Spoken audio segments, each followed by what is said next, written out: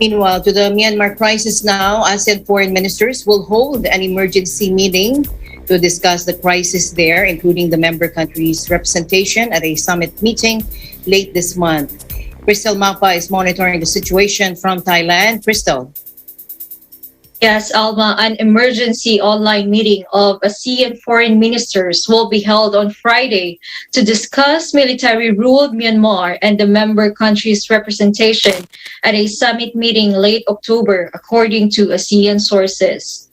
A proposal from some member countries that Myanmar's military leader not be invited to the ASEAN summit meeting, while also repeating their calls for the military government to accept a special ASEAN envoy, are expected to be considered by the ministers.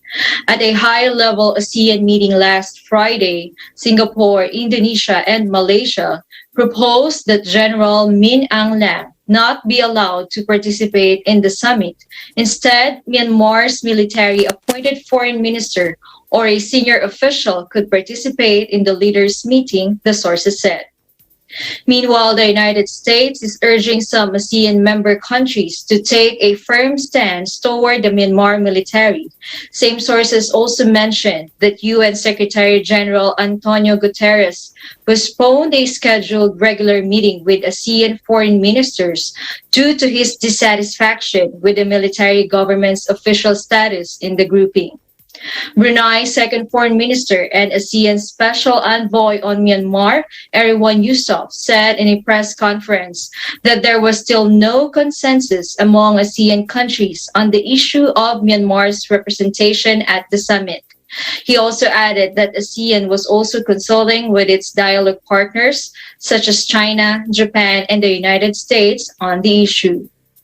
Mr. Erywan Yusof, who was appointed as special envoy in August, has held consultations with Myanmar's military government on the implementation of a 5-point consensus that was agreed at an ASEAN summit in April in Jakarta.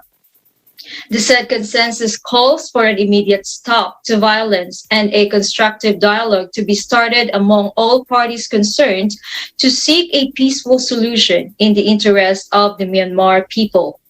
It also says that the ASEAN special envoy shall facilitate mediation of the dialogue process.